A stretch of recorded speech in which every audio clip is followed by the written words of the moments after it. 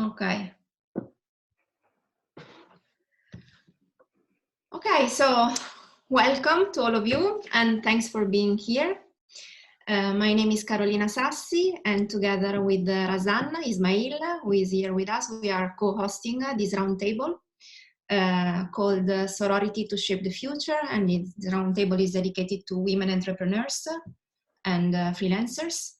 And I just say a couple of things about me, just to introduce myself.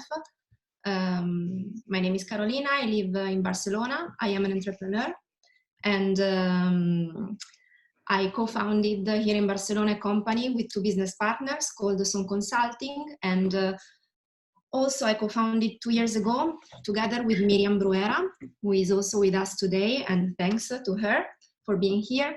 So we co-founded the Factory Academy, which is an initiative aimed at supporting and developing businesses for women entrepreneurs. And we support that through training, coaching, and mentoring. And a couple of weeks ago with Miriam, we organized a very similar roundtable to this one in Italy, and we gathered good feedback from participants, so we decided to redo it again. And Razan, who is a very dear friend of mine, who founded Kudwa, was so kind to co-host this with me. So now I would pass the word to Razan to introduce herself and to start also introducing our panelists. Thank you. Thank you, Carolina. Thank you for everybody. I hope everybody can hear me okay. Okay, so my name is Razan. I'm Syrian originally, and I'm here in Barcelona for around 2 years. I just founded, very recently, my association called Kudwa. It's about integrating Syrian women in the professional world. And so actually this idea, Carolina did in Italy, and she told me, and we actually, Carolina and I met at a networking event. Like a women's networking event. So that was really good that, you know, there is this like kind of hope that we can still do and bring people together and create like this kind of atmosphere, even though it was online. So obviously I was like, I jumped right at it. So this is very briefly myself. I would love to start by introducing our panelists. I would like to introduce Aurélie, SALVAIRE, I think, yes? Is that how you say your name? SALVAIRE. Oh, yeah, SALVAIRE. Parfait. She's a French author, a trainer, a facilitator. She's passionate about diversity and inclusion. She has founded the A Factor, which is all about storytelling workshops. She also founded Shiftbalance, which is also an NGO for supporting women. She does boot camps, and I was happy to be a part of one of the virtual boot camps. Which was very, very inspiring. And at the moment, she's currently leading the Inclusive Leadership Accelerator Program within Gaia Insights. So happy to have you, Aurélie. I also would like to introduce Clara Montes. Yes. So she's a leadership, innovation, diversity consultant. She's actually the TEDx Barcelona Women organizer. I think Aurélie was also an organizer before, so we have the whole dynasty here. And she's also a professor at UAB, and she's a public speaking coach. And I've also attended the TEDx Barcelona Women last year. That was absolutely incredible. So it was called Find Your Power. And hopefully Clara will help us find a little power in this time of crisis. So thank you so much for joining us. Carolina, do you want to introduce your panelists on your side? Thanks. And thanks to Aurélie and Clara to be with us today. I really appreciate that you dedicate us some time. And I would like to introduce Maite Viudes. Both Maite and Sara are two dear friends of mine. So I'm so happy that they are here with me and with us today. So Maite is a higher education consultant, and she has a very huge and broad experience with international and Spanish universities, and she's also a consultant for UNESCO. Moreover, she is a professional coach, and we are also developing some projects together, and I'm very proud of that. So thanks for being with us, Maite. And Sara Savian. Sara is a fashion designer, and she's specialized in digital fashion, and with all productions done with laser cutters, which is a very specific and highly technological product that she offers. And on top of that, she also offers trainings to teach others how to use these tools and how to produce through digital fashion. So she is also learning and developing new tools on how to train others in this current environment, which is different from the previous one. So I think we can start now. So I would like to start with the first question that we would like you to answer together with us. So the first question is quite an introductory one. We would like to ask you, how are you living the current situation? And I would like to ask Maite to start. Okay, so first of all, thanks a lot, Carolina, for inviting me. It's a pleasure to share this roundtable with you all. And well, I have to say that I'm living this situation like an opportunity. I mean, maybe because I'm in a period of my life where I'm quite in peace.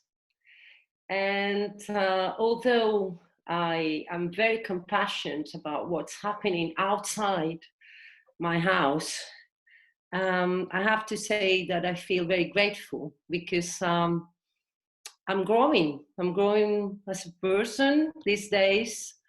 And for me, it's an opportunity. I'm in peace and I'm doing different things that I didn't have the time to. I'm in touch with my loved ones. They are all safe. That's also very important. But I feel lucky, and I feel that I have, in this moment of my life, it's an opportunity for changing things, for having the time, for being with myself, being with the people I love. So this is how I'm living it. Thank you, Maite. I think that these words are very positive and bring us a very good energy. So thanks for sharing that. And before going on, I would like, because I forgot that, and it's a very important thing for us, to all participants, you are connected and you can use the chat box in case you want to interact with us, in case you want to ask further questions, in case you want any clarification, in case you want just to contribute with a message. Just share your thoughts and we will provide to share them with the panelists. So now I would like to ask Aurélie if we can continue the conversation and you can tell us about how we are living this situation. So I think how you live the situation is very much linked to your mental health and the mental, not only your mental health, but I do believe that we're not equal in terms of generational mental health, right? So, for example, in my family, I've got a lot of stories of depression and anxiety, and I can see that around me, people are quite tense, quite anxious, right? And even myself, if I'm alone for too long, I don't sleep well. I start to question myself a lot. I've got the inner judge that is waking up and that is like, what have you done with your life? And what about the past? And what about the future? And whatever, right? So a lot of chatting. So I would say ups and downs. I feel like a pregnant woman, like every 2 hours is different, basically. So yeah, so right now I'm okay because I'm talking to you all, but who knows how I'm going to be in 2 hours. That's it. Thanks, Aurélie. It's true that I understand where you're coming from, because I also feel like on an emotional roller coaster for the majority of my days. I can relate to that too. And it's very strange, because I thought that given that the situation is always the same, we are always at home, my mood would be more stable, and instead it's not like that. So I totally understand where you're coming from, and the theme of mental health is so key in this moment. And the fact also that is a very democratic thing that affects all of us. Yeah. So it's not only for a part of the population. It does, but just on this, it's also a lot of pressure. No, I hear a lot of people saying, "Oh, but it's great. It's like a Buddhist retreat for free." I'm like, no, it's not. I can get out of a Buddhist retreat if I want to. So yeah, it's it's interesting. Let's put it that way. Thanks.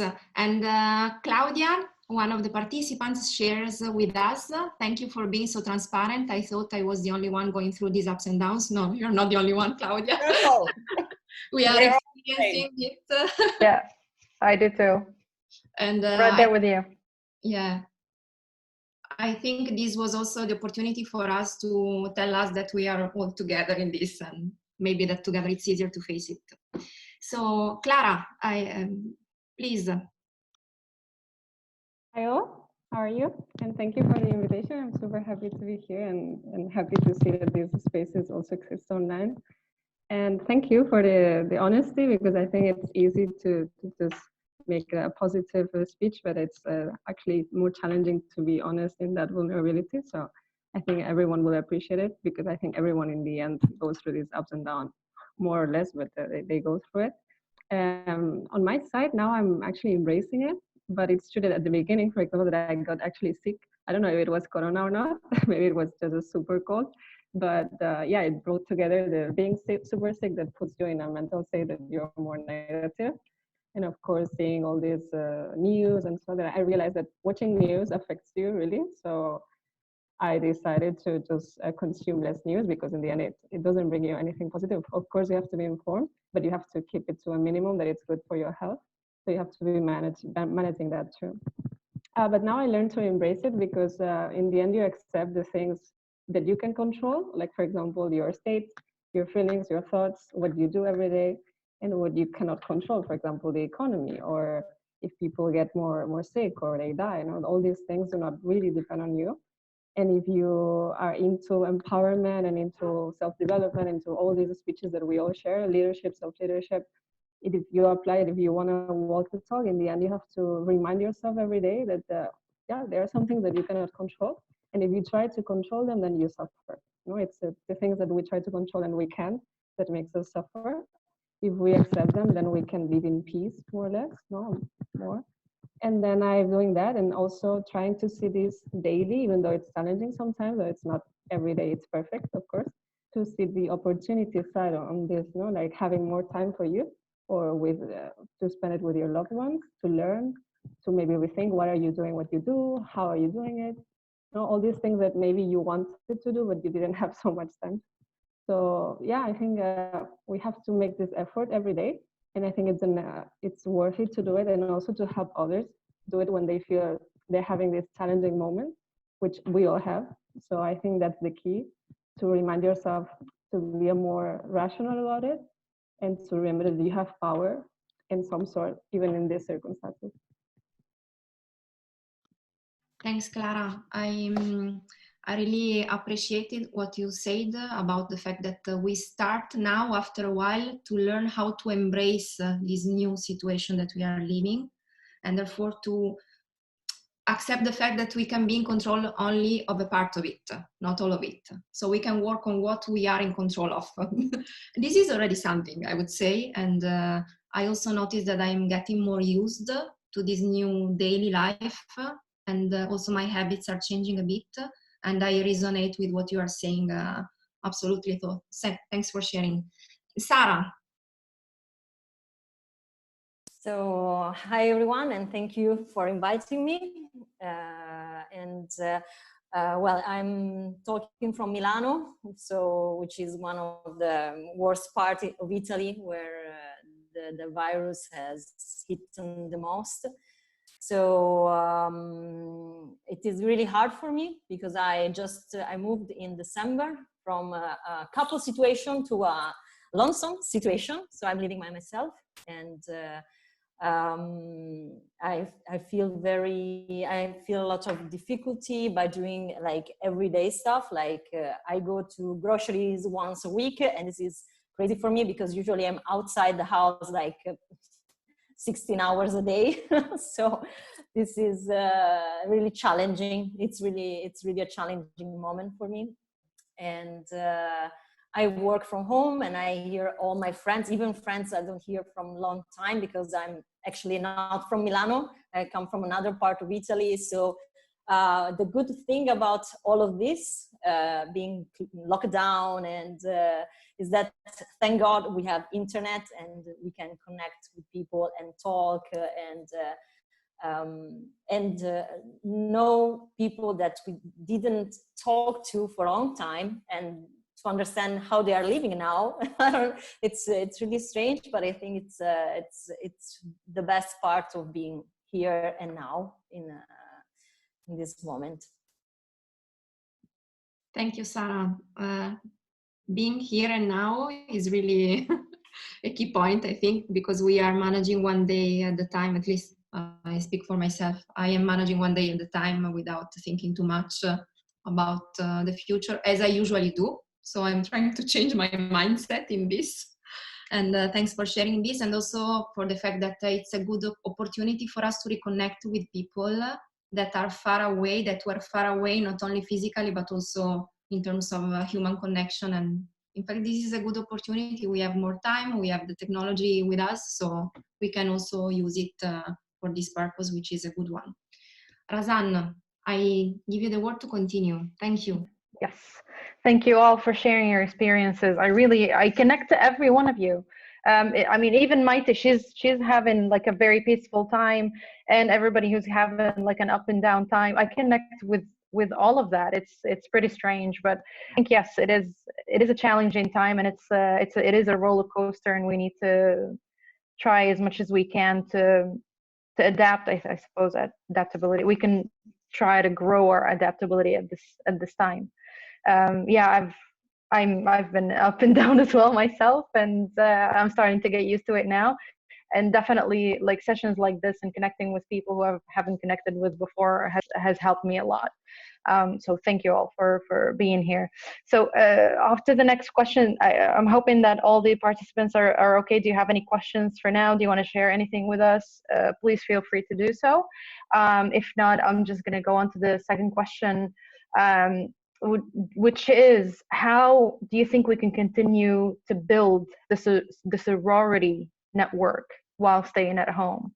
So, you know, apart from, you know, doing these, everybody has the initiative, maybe even to go on panels like these, or roundtables, or you know, or even the webinars that are happening every single day. But how do you think that we can actually create that support system of new or existing relationships with women in our lives in order to create that kind of safe and support space? What do you think we can do to continue building that now that we're not going out for networking events and not you know, meeting people at different occasions? How do you think we can do that? I would like to start with Sara. She talked last, so if you want to start off, please.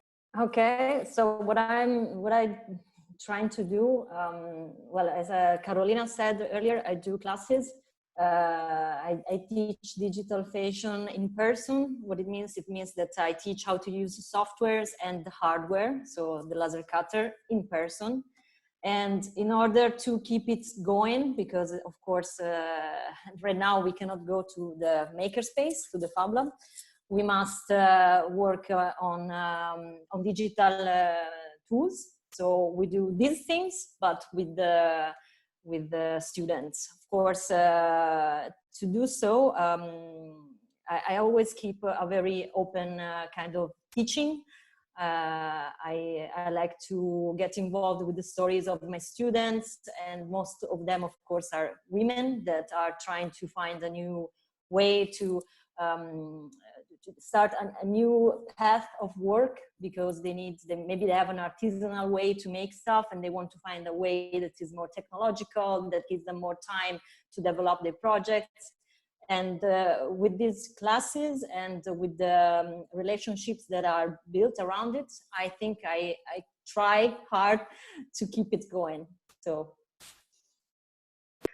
perfect. Yeah, I was going to ask you because, you know, doing classes does not mean, you know, that kind of relationship is a bit different from actually having like a sorority. But when you said that, you know, you try to kind of be more involved with the students, not as students, but people, I think that can answer my question. okay. So thank you so much. Yeah, no, that's really, really cool. I mean, that would be even like a mentorship, even relationship, rather than kind of like it has a lot more support, perhaps. If you want, Clara, maybe you can share with us what is it that you do? What do you think we should do to continue the building our sorority and support network? Yeah, well, for me, I mean, the sorority and building sorority is more like something bigger. Like it's a way of understanding relationships for me. It's like, to me, becoming a networker now would be bad, or maybe it's seen as something like opportunistic or cold. I think if the ideal thing would be that you are intrinsically and genuinely a networker, and you intrinsically and genuinely want to create this sisterhood. No, I mean, should be something that we do normally. That would be the ideal, but of course it's always good to start. No, it's just that if we would start now, it would be maybe a bit tricky. But as a way to continue it or start in any moment, I would say sometimes it's just about reaching out and making people know and understand that you are there for them. No matter if it's like in face-to-face or it's online, it's an email, it's a WhatsApp, it's a call. It's about making people know that you are there for them. And if they need to talk or they need to just, you know, feel that they have something there and they need support, they need advice, they need mentoring, that you are there just to listen to them, not so much to just say advices right away, but just to listen. I think it's very important, especially for people who live alone on their own. I think it's more challenging for your mental health if you are totally alone in your apartment or in your house, and also if you don't have a garden or a terrace. I mean, it adds up, no? But especially if you live alone, I think it's more challenging. And also in that regard, I think sometimes it's about helping others to see things differently or more positively, because we all can get stuck in that moment in which you see everything is dark, everything is negative, the economy is crashing, blah, blah. But I think sometimes it's just talking to someone and putting it into perspective and seeing the good side and the opportunity, and even in the dark times. Because I don't know if you read the book of Viktor Frankl, Man's Search for Meaning. In the end, he talks about that the ultimate human power is our attitude, no? How we choose to be and to feel and to think in the face of any circumstance. And this is a good example of a challenging circumstance in which we can still choose how we face it and how we help others to face it. So I think it's a good opportunity to build and to bond with others, and also to remind them that even in this circumstance, they still have power, they still have talents, so they can actually think about them and then find strength there and share them. Because in the end, if you know you're good at something, there's always like an opportunity there. There will be people who will value it, and you can actually sell it online or find more people online that enjoy it. So I think you can create these spaces. So it's about listening and reminding people that there are opportunities too. Yeah, I really like what you said. Maybe it is time now to kind of get in touch with this specific people and try to help them see it from a different perspective. I think like in every relationship, like all the relationships, there are like a balancing effort. So that's how I've seen it, that when the person in front of you is kind of a bit feeling a bit weak, you kind of step up. You find that strength to step and actually pull them through and lift them up. So I think it does help us even when we talk to people and they need our help. I think it helps us to lift ourselves up for them and pick them up with us. So I really think that it's I agree 100% with you that even to listen is something these days. Thank you so much. Aurélie, do you want to share with us what you do to build the sorority? You're still muted. Yes. So I think that there are different levels, no? I think there's first a very So first, I think that the sorority starts with oneself, and being a sister to yourself.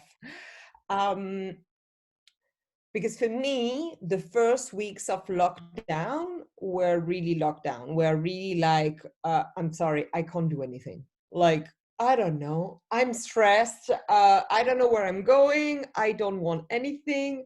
I want Netflix and my blanket, and that's it. Khalas, I don't want anything else.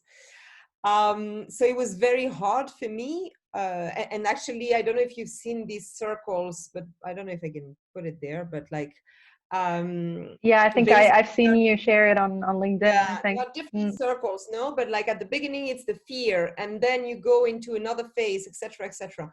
So first it's okay to be there, then you can go into the sorority. So I mean, for me to go to the sorority, the first phase is to reach out, and to first force you to reach out. I don't know, for example, for me, I'm like, okay, I'm gonna have one conversation with a female friend every day by phone, and then send every day 5 messages to 5 female friends around me to check on them in a very concrete way, you know? And some I kind of forgot, or some that aren't talking for a long time, or some that I know that are especially alone, or yeah. So for me, it's this very concrete way. And then now this week, I started the virtual boot camp. I mean, 48 hours ago, I thought I would not be able to do it. I was like, no way. And then I'm like, halas, I'm tired of being in the bed and like, whatever, like, let's do something. So it's, I think these spaces of conversations, of, of safe conversations among women are very much needed. And not only now, always they are needed, but now more than ever. I mean, honestly, I watch the TV. They are only old white men. I mean, I'm like, where are the other ones? Where are the female doctors? Where are the non-white doctors talking about this fucking epidemic? They're not there. I don't know in Spain, but in France, I mean, I don't know, we killed them all before or something happened, but like, they're not there. So, I mean, if we don't take this opportunity to build our strengths and really come after as a stronger political force, I mean, this will not change, because we got where we are because of the leadership that we have. So I want women like Jacinda Ardern in New Zealand to be dealing with this crisis. And that's, I think, why sorority is necessary, so that we go beyond our primal fear and anxiety, and then we can go towards the world and lead. That's what I think. Great. So you're doing it in a systematic way. I like that, actually. I might start doing it myself, to be honest, to kind of put a goal for myself to reach out to that many women in my life daily. I really like that. I may start that.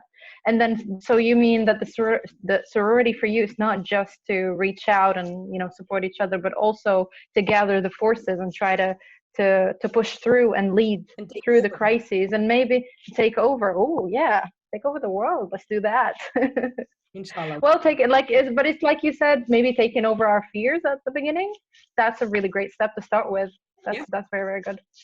And then we can take over the world. Why not? Do it. Maite, what do you do? Do you have any systematic way? Do you do anything in particular? Yeah, when Aurélie was talking right now, I thought that really to face this crisis, to face this lockdown, there are no formulas. There are no formulas. I mean, each of us, women or men, we are so different, and we are in such different moment of our lives. What happened is that in 48 hours, we were forced to be at the house. And there you are. Well, whatever was happening in your life until that moment, Aurélie talked about depression or anxiety. I've also gone through that some years ago. So probably if this lockdown happened to me 2 years ago, I would probably not be saying the same things I'm saying now. So for me, it's important to to clarify a little bit this, that they're not formulas, but Clara, said something that you can still choose. If you are mentally okay, you can still choose where to be in these days. You can choose to be in the fear and anxiety and rage, or you can choose to be at the other side. I think there's always a point where you can choose. And talking about sorority, there's something interesting that is happening to me these days, that I'm not forcing anything, and in a natural way, I'm in touch with women that really matters in my life. So I don't know, it's very natural how this is happening. I'm not saying, okay, I'm going to contact this person. In a very natural way, we are in touch with women. We are doing things together. This happened with Carolina, for example. We don't know each other for a long time, but we have this connection. And during these days, we are in touch. And maybe with someone that I was seeing every day before the crisis, I'm not in touch these days. So there's a very natural phenomenon going on that is like cleaning the house a little bit too. I mean, cleaning women and people that are not really, I don't know how to say this, but not really important in the way you can put this importance, no? So I don't know if I'm explaining myself, but for me, it's like a big discovery also to say, okay, these people matters, women or men, but women, and the others, they are not with me in these days because they don't have to be. So you're letting it be just a natural extension of the situation, what is happening. Yeah, and a lot of things are happening. A lot of things. A lot of things. Beautiful. Yeah, absolutely. Yeah. Absolutely. Yeah. I've reached out to people that I haven't heard from in years. Started to reach out to them just to kind of feel, or maybe show them the support and know how they are and yeah, really kind of understand how it is doing. Sorry, Clara, you want to say something? Go on. Yeah, actually, I found this very interesting, Maite, because you kind of labeled something that I didn't realize about, but now that you said it, I was like, yeah, that's true. I wanted to ask if I can, I break the structure. Why do you think that happens? Because I think it's very true that we are cleaning our lives in so many ways, and like cleaning, it sounds a bit drastic, but you get what I mean. No, I mean, why are we doing it so drastically now? That you make sense now, you don't make so much sense, or you're not bringing so much, or we're not so aligned. Why, especially now, we see it so much, or we feel it so much? My impression, Clara, is that what is happening outside is so big. It's for the first time in most, I think, in our lives, maybe not for the old people, but in our lives, we are not controlling the situation outside. We are completely, it's something that is surpassing us. And so we are sticking to what is really important. We are not losing a lot of time. I mean, if you have some interior life or spiritual life, it's the moment. I mean, it's like, okay, because it's so big what's happening outside. There's people dying, there's people very sick, economies going like this. We don't know when we go out what is life going to be. Yeah. Probably not the same that we know so far. Business, people, I mean, so many big things that you have to stick to the authentic, which would really matters in your life. It's like a moment when there's a fire in your house and you need to pick up the things that you really care for, right? That you really care about, that really matter to you. I think maybe that's kind of something similar here. Very interesting, that you said, actually. Carolina, do you want to add anything? Yeah, thank you. And thanks for everybody. Share your thoughts with us. To share so much. And there is something that you told, Maite, that deeply resonated with me, the fact that the connections that we are building or rebuilding in this phase come naturally, without any effort. So it's something that really comes, I think, from the source of ourselves. So they are true. And this has for sure a meaning, and we will probably come out with more understanding about that in the near future. So thanks to everybody to share until now. We have, I just wanted to share with you a comment from Sylvia. So Sylvia comments, she says, in this time I feel so good, ladies, some work, less money, but a lot of free, slow time. It is crazy, by some miracle, I can see things by a different point of view. I feel this time as a great opportunity, growing professionally too. And thank you, Sylvia, to share this. And it's great to hear that. That is also really a time in which you can rediscover and maybe also be creative about what comes next in your life, because we have the time and the room to experiment a bit more. So we are less in the delivery phase and we are more in the strategic development of what we want to do for the future. And then I would like to share with all the panelists a question that arrived from Maya. Thanks, Maya, for sending the question. So Maya asks, what is a trait of female leadership that you believe should emerge right now in a global crisis like this one? And how can we empower that in each one of us? And Aurélie already started answering, and she mentioned empathy. And I would like to give this question to all of you if anyone wants to give an answer. Please. Yeah, I actually like the answer because I did my thesis on female leadership, and when I was researching, I found that women have different styles in leadership that men clearly. So, and females lead in a more collaborative way, in a more democratical way. We share the power. We don't accumulate it like men usually do, like which would be more authoritarian styles of leading, which actually are less effective too. And also, for example, we are not laissez-faire style of leaders, which is like you only get into the leading position or the leading role when something comes up, when a challenge or a problem comes up, or someone doesn't do what they were supposed to do, which is also an ineffective way of leading. So I think in this crisis, to thrive and to advance in societies and to not make the same mistakes, it will be great to acquire these traits of female leadership, like collaborating, for example, between the private and public sectors that we are seeing, but also in general, no, with each other as individuals. And also this democratic approach to power. So understanding that everyone has power and that it doesn't have to be concentrated, especially concentrated in the same old white men groups that Aurélie was saying before. So I think for me, this would be great. Actually, for me, not for research, because it's been proven that these styles of leading, they are more like female-like, are more effective and also more transformational, which I think we deeply need right now, a transformation.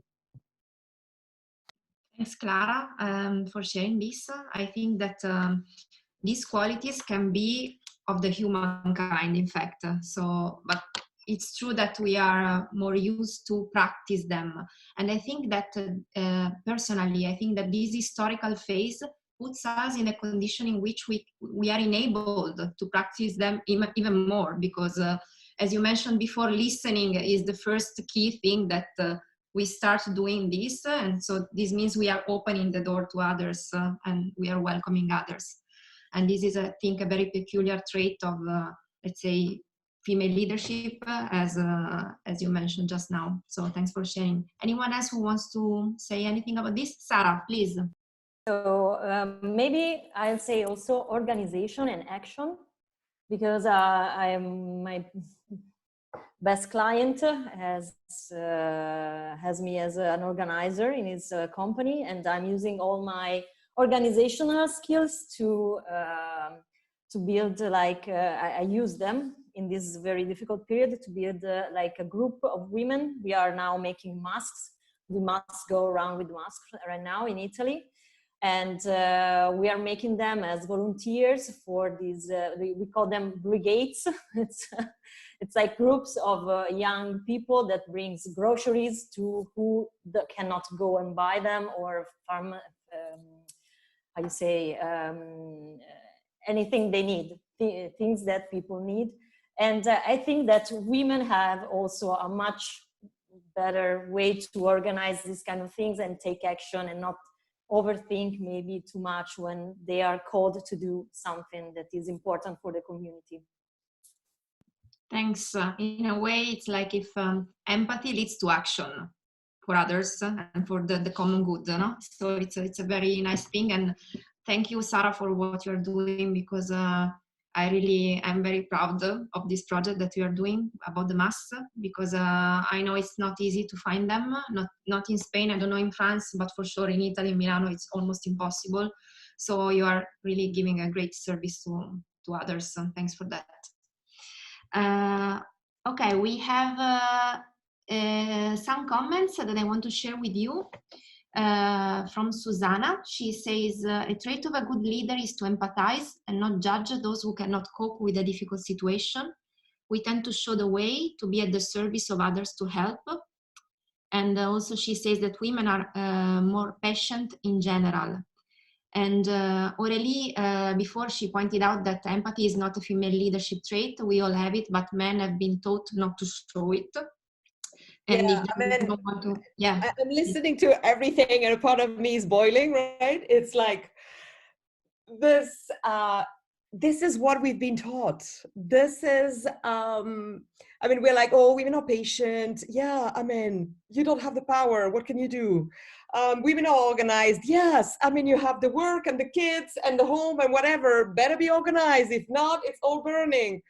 So I don't think that we are these things. I think those have been our coping mechanisms in a society where we don't have the power.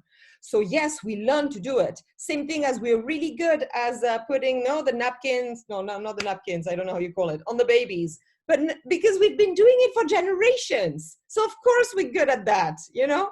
So it's not in our blood, in our DNA to know how to So I think we have to be very, for me, I'm always very careful when people ask me, what is female leadership? Oh, because women are like roses and they're so nice and collaborative. I'm not always collaborative. Sometimes I'm super competitive and I'm like, fuck off, it's gonna be that way. So we're not all this, but as women and as a collective that did not have access to power, and it's not only women, it's also minorities, it's also people of color, it's also Muslim women who have developed different coping mechanisms to deal with this. So yes, for example, we know how to negotiate, of course, because we can't impose. So we know how to negotiate. Now these skills, which is great, are going to be super useful in the coming world, right? But I want us to be very clear that it's not genetic. It's really how we have developed different skills, but it's not in our DNA. If not, this is a bit scary. Thanks, Aurélie, for sharing your thoughts. And I really think that all the very important traits that we described, all of us, will be relevant for sure for the next phase and also for a current one. So let's keep it in mind because we can be really of use for what comes next. So I would like to continue with our next question, which is more related to us with our clients. So what can we do for our clients in this period? And I would like Clara to start. Yeah, I think coming down to the previous question, it would be a good start to start by asking them how they are, no? Because in the end, okay, they're clients, depending on how you work and who your client is, like can be a company, it can be an individual, no? But in my case, well, they're both, but normally corporates. But in the end, in corporates, who works? People, no? So in the end, it's about seeing them as people and asking them, maybe call them, maybe email them, understanding the context, because it's not the same a company that works in pharma now, that one that works in airlines, no? So we have to understand their situation, their sense of urgency, their dramas or lack of dramas, no, everything, and ask them how they are, but not rushing into, selling or maintaining anything, but just first understanding how they are and trying to, just be there genuinely and care and show them that you care and you're there for them to help them, no? So I think we as freelancers or entrepreneurs or consultants, we have this challenge to be there for them, of course, survive at the same time, but not to rush things and not to just to make it human and make it that it makes sense and that it's empathetic, because it's the basis of relationships, and it's the basis of, and it has to be the basis of business too. So for me, it all starts with that. Also, we can help them by reimagining and rethinking our services. No, if we used to do, for example, trainings on site, like face-to-face, or we used to do coaching or classes. Of course, now you have to make all of this go digital, no? Maybe before you were already trying it or not, but now it's a good opportunity for you to rethink it, to learn from, I don't know, different platforms that you can do it through, and to offer your services and your value and your talent in a just different way. In the end, what changes is the channel. In some other cases, it will be the service itself, which is also interesting, no? To just think, okay, which new services can I now think about that now I cannot do, others that I was doing? Okay, so I'm gonna find new ones, maybe new niches or new opportunities, new trends. Also, I think by learning, just by learning new stuff, new trends, new contents, maybe doing MOOCs, attending webinars like this one, you are also improving and you are more able to help your clients. So that's another more indirect way to help your clients, no? Be better at what you do. So for me, it would be like a compendium of these options. You're being them for them, trying to help, rethinking your services, and also keep on learning. Thank you, Clara. So on one hand, showing, expressing the care that we have for them in a way, through also empathy and understanding where they are, what are their priorities, and how we can better serve them also through our personal learning and growth, let's say. Thanks for sharing that. And Aurélie. Tell me. Ooh, I don't hear you. Sorry. Sorry. So the question that we are now answering is what we can do for our clients in this period. Amen. Again, I think it's understanding what is their situation right now. It's, I mean, again, what are our clients? You're talking about the people we want to coach. You're talking about which kind of clients? Like any kind of clients? I think it depends on each of us, because we are dealing with different kind of clients. We are not doing all the same things. So in this case, I ask you about your clients. So for me, it's adapting. So for example, I'm developing programs on diversity and inclusion, and my clients want to adapt and know and to say, okay, yes, but one, what is diversity and inclusion in times of crisis, and how can I convince my organization that diversity and inclusion is not a luxury, and when we'll get back to normal, we'll go towards producing and hiring and whatever, but like diversity is some fancy things that some women have invented, and we'll do it after. So for me, it's adapting first. And second is helping them create meaningful content, right? So it's like now, if they can't do anything, I mean, at least they can create content. Would it be podcasts? Would it be webinars? Would it be conversations? Like, but not just be stuck and wait for it to be okay. And then help them understand that taking care again about the mental health and the well-being of their coworkers is a super good investment, if I may say this now, because people will be very grateful about whoever reached out to them in times of need.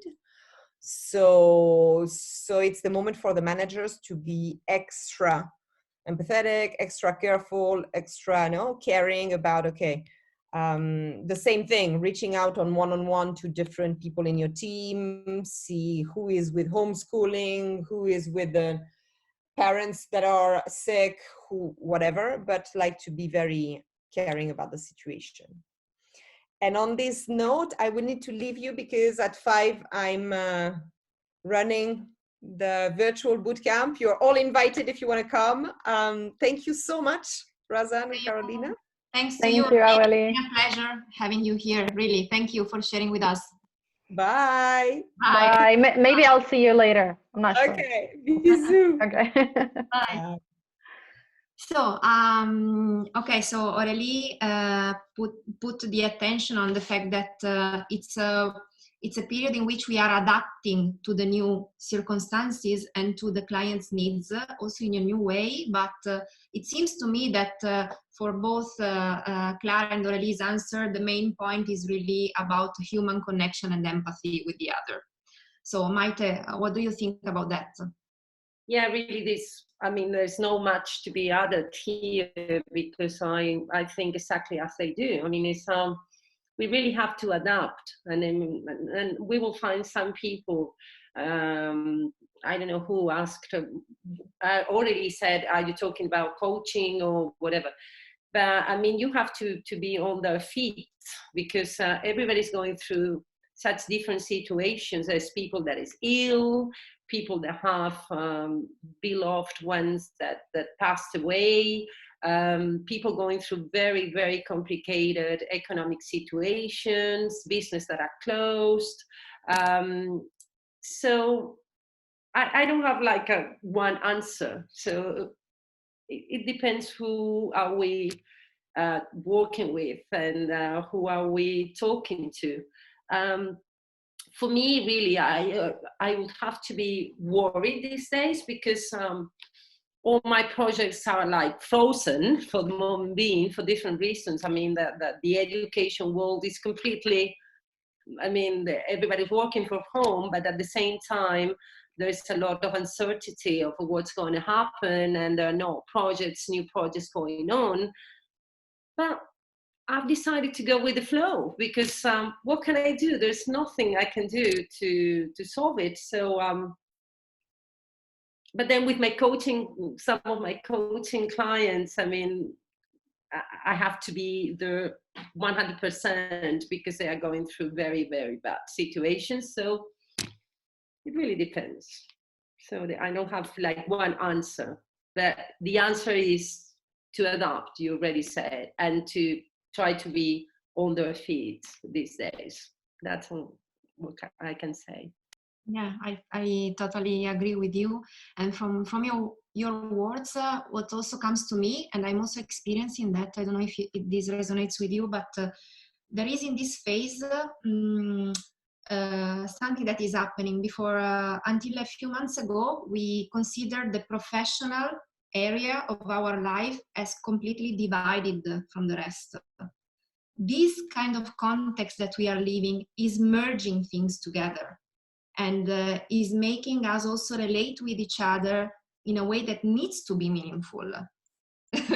So it's like a change that is happening, and I think it could also be a good one, because finally we can really represent through what we do who we are in a way, no?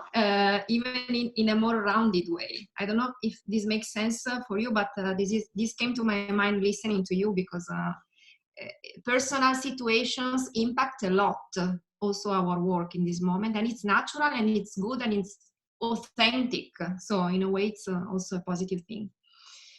Sara, please.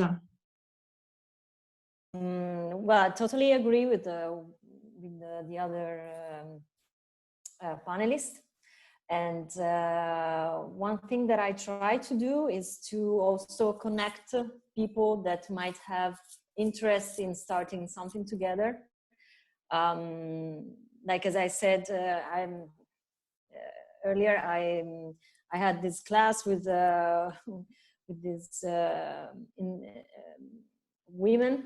woman that has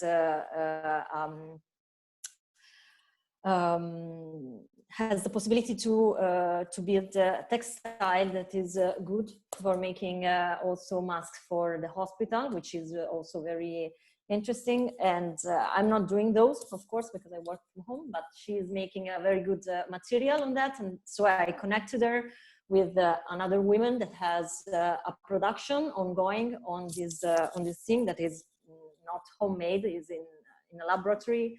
And I think this also making a connection from people that doesn't know each other can make us also like a smaller concentration of power that we can, I don't know, manage to make other meet, even if they have never thought that to work together before. I don't know if that was clear. It was a little bit confusing in my mind, but I mean, that's also something that I did like last week. Hopefully it will work, and that makes us also feel useful somehow. When you're alone in the house, you always feel like I'm cooking all day. At least I made something different. Thank you, Sara. No, totally, it makes totally sense. It's also a good period to connect people that didn't know each other so well and create connections that can last afterwards. So I totally agree with you, and I'm very happy about what you're doing. Okay, so I give the word back to Razan, and we also had a comment, if you want to read it, from Miriam. Okay, thank you. Thank you, Carolina. Thank you, everybody. Yeah, I think I can't see the name actually. I don't know why. So Miriam was just saying that she thinks that the track of future leadership will be connection, internal connection with our soul. So it's like Aurélie said, with ourselves first, probably, and then being able to create meaningful connections with others and find an internal connection with the universe. And we can start again remembering our mission. I agree. I think it's very important to start with oneself in order to give oneself first, because an empty pot cannot give to others. So yeah, I do agree with that. So speaking about like connections and speaking about adapting, and I agree with everybody that we do need to go back to the human connection, because we're all humans, and the humanity of the situation that it brought us together, building connections, you know, getting people together. Personally, I think this all the changes, all the you know, the changes that happened due to the situation, I think they should go on. I think that we need to learn from what we're doing at the moment with flexible working hours, with even like remote work, or like working from home, even the human connections that we built at this point. To me, I think that we should take it and bring it forward even after the crisis is done. And that's basically the question. What do you think that we can learn from this situation that we can actually carry on after the crisis? Sara, do you want to start off? What do you think we should do, or we learn maybe? I think we should learn, actually. What I think it will be very difficult to do is to have faith in each other, not because of, I mean, we are connected, but from afar. I'm talking about when we go back into the streets and we need to, and we, like when I go and I walk down the street, I always like look at people like, can I walk by? I should change the side of the road. So that is the difficult part, I think. Yeah, the great things are going to change, definitely. But we must keep, I think, the other connection we had. I really need people, so I feel very bad in this situation, because I like to hug and I like to talk and to have a drink. So I know it is really kind of stupid, because of course outside it's full of people that are sick and that we cannot do it now. But somehow that is also a way that we learn to know people, and for sure we need to remember that we have to take care of the others. So this is the main point. And to, even when we are going to go outside and go back to normal, if we want to call it normal, we need to be safe for ourselves and also for the others. So I'm really confused by the situation. I don't know if this is the true answer. I really don't know what I'm learning right now, and I'm super confused. But what I'm looking for is that when I go out, what I will bring, bad side, good side of what happened to me now. What I really don't know. I hope I will see the happy to see other people and to share, keep sharing as I'm doing now. And yes, for sure, I learned another way to share my voice like with you today. Yeah, I mean, we don't have to kind of be fortune tellers. It is going to be different after the crisis, 100%. And I don't think anybody knows how it's going to be. I seriously cannot see.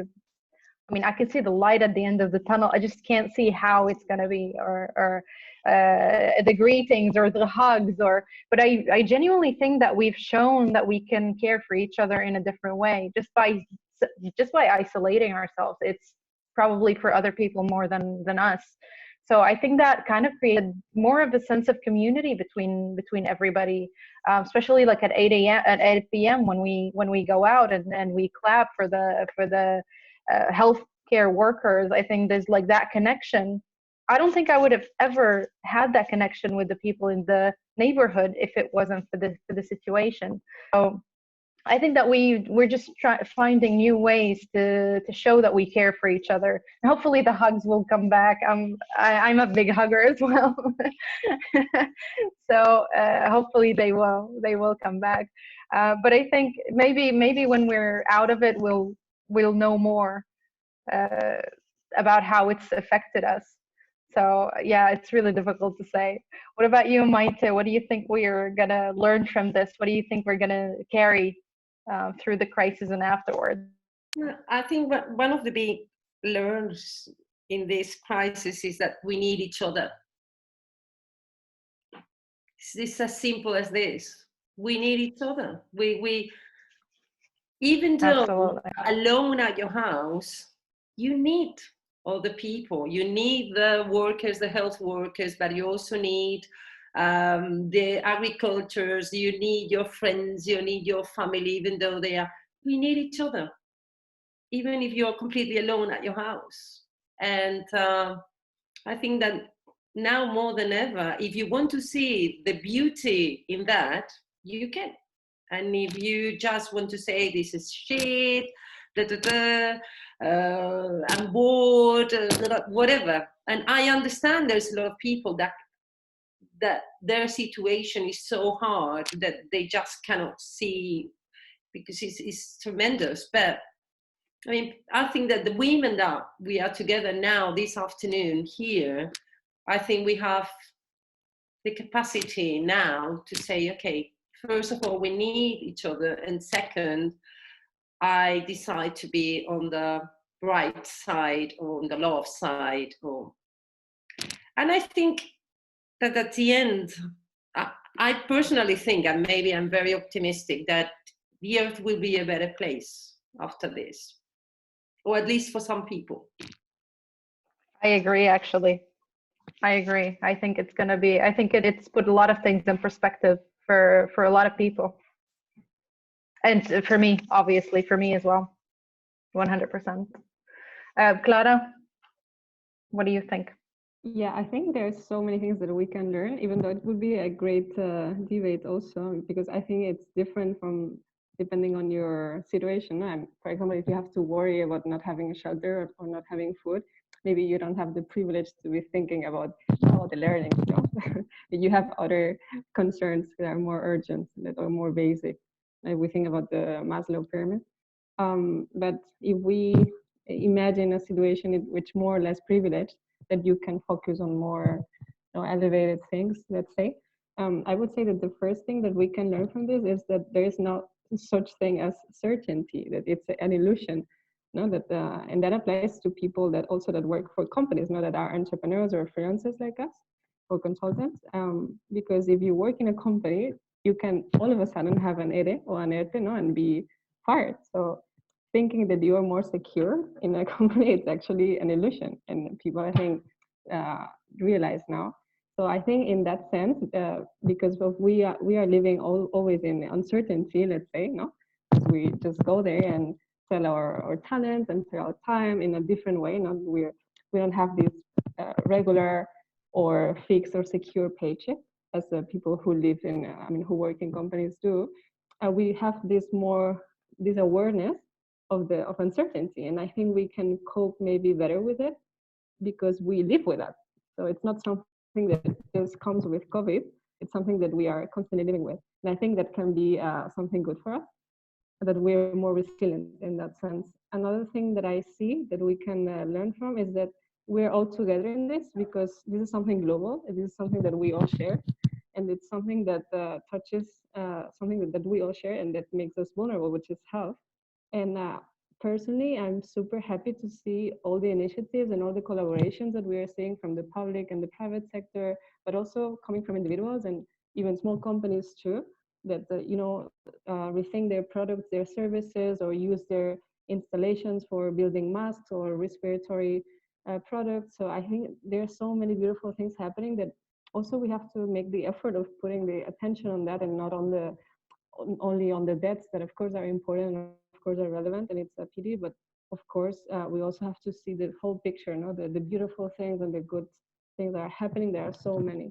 And also on a more basic or silly perspective, honestly, there are so many people doing funny stuff like memes and songs, and all these things matter too, because they make you smile for a little time. And I think it's funny, and it's important that we share it, because sharing something like this, it can seem small or stupid, but I think it can brighten up the day of someone. I think it's important to see also these small things. And as a last comment, I think this is putting things into perspective, because we are kind of forced to pause. And in that pause, we have to listen to ourselves. And then you can see directly if you have a good relationship or not with yourself. Because if you are suffering through this time, it's because you didn't work on what you needed to work. So now you're forced to do it. And you can take it into a bad way. Actually, yesterday I was talking to a friend, and it can sound a bit weird, but I see the analogy with a breakup.